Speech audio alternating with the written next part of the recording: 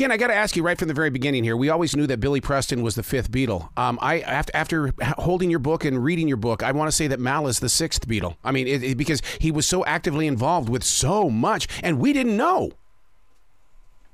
No, he was enormously busy. He was their fixer. He was the guy who would make a lot of the arrangements.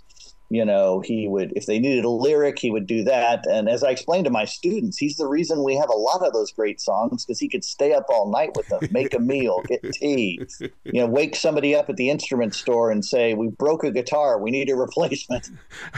See, he's the type of guy that I would like to sit down with and have a conversation, because there was one time where the guy goes, hey, do you want to talk to Elton John or his tour manager? And I picked the tour manager, because I think that the people behind the scenes have the greater stories. They do, and they understand what's important, right? You know, folks who are out in front are trying to tell you a story that they want to frame that's about the artist. The guys behind the scenes know the stuff that's really heroic, right? They know the tales that make you love the artists even more. And they never get that. But I'm with you. The technical personnel, the folks behind the scenes, they're the ones. So why was it such a secret? The diaries, the memorabilia, the manuscripts. I mean, they've been missing until you've given it to us right now.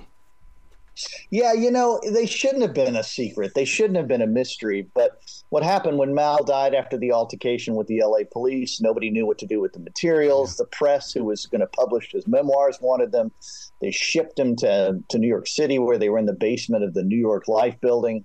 And they just dwindled there, when what they should have been doing, of course, is sending the only effects of Mal Evans to his family back in England.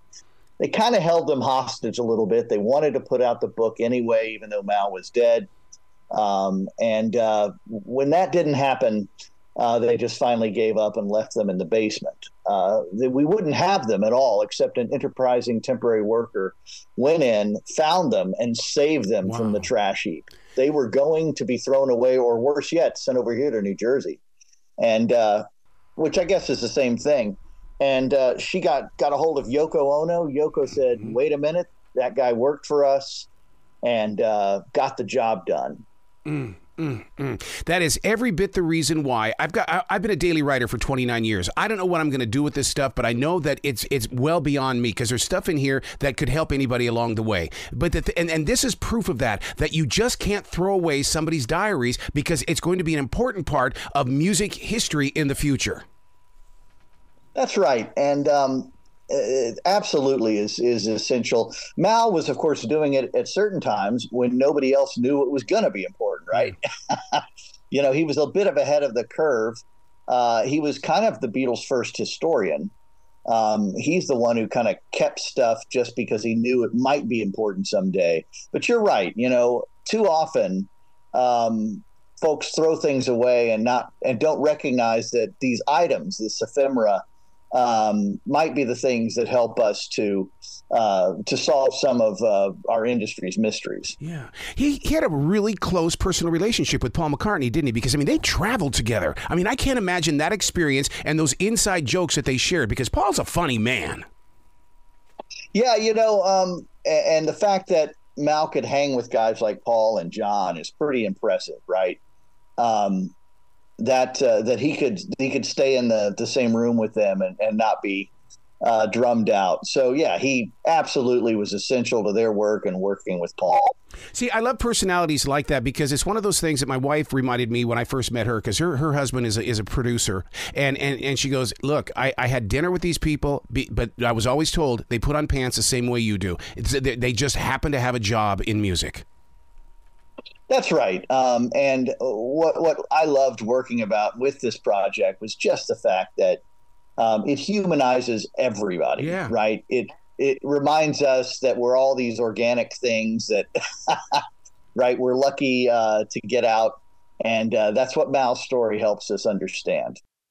Wow, what's fascinating about this is the releasing time, because the Beatles right now are very, very hot. And here comes this book that I think it drew me even closer to it, because hearing about the Beatles and then here comes this book, now I want to know even more. Yeah, isn't this just an incredible time? I was fortunate about 6 weeks ago to go to some of the advanced listening sessions for the new song and the new releases. And I wasn't even thinking about how that would tie in with the release date of our book, but it just goes to show you that the Beatles are still, and for decades from now, are going to be able to capture the world's attention. Yeah. And it's what happens when you make all this great music, right? Well, see, that's what I love about this book is the fact that you've taken music history and you've put it in this present place of now, where the millennials and those that are even younger are going to take this book and now they're going to pass it forward. And I would have never thought music had that kind of strength when I was a kid buying 45s. Yeah, you know what? Neither would I. We just weren't studying that huge part of our history. People spend so many thousands of hours loving music and watching it unfold as a central aspect of their lives. This was undoubtedly going to happen. We just couldn't see it yet. And that's where Mal steps in and has the foresight to think about what this will all mean in the future. How did you keep this book so down-to-earth level? Because I am so convinced that Mal could be my neighbor, and man, I could go over there anytime and have tea with him. Well, you know what? He would have accepted that, too. I don't think there's any doubt about that. That was who he was. He loved people. He loved working with people and communing with them. And that was, of course, one of the great aspects of his job. In being part of things was being in that place, but he was essential in that way. The magic that you bring to these pages, because I've not gone to YouTube searching for an interview with Mal. I've not gone to any little documentary if there is one, but I'm hearing his voice through your words. And so now to hear your voice in this conversation, as far as I'm concerned, you're Mal, because you are so close to the story. Well, at times you feel like him. And as you know from reading it, at times he's deeply frustrating. Yep. You want things to work out for him. He's on this collision course and probably was for 5, 6, maybe 10 years. So there's a certain level of pain, right? When you're reading it. It is a sad story, a tragic story, but his joy about the Beatles, I think, is what we all feel, right?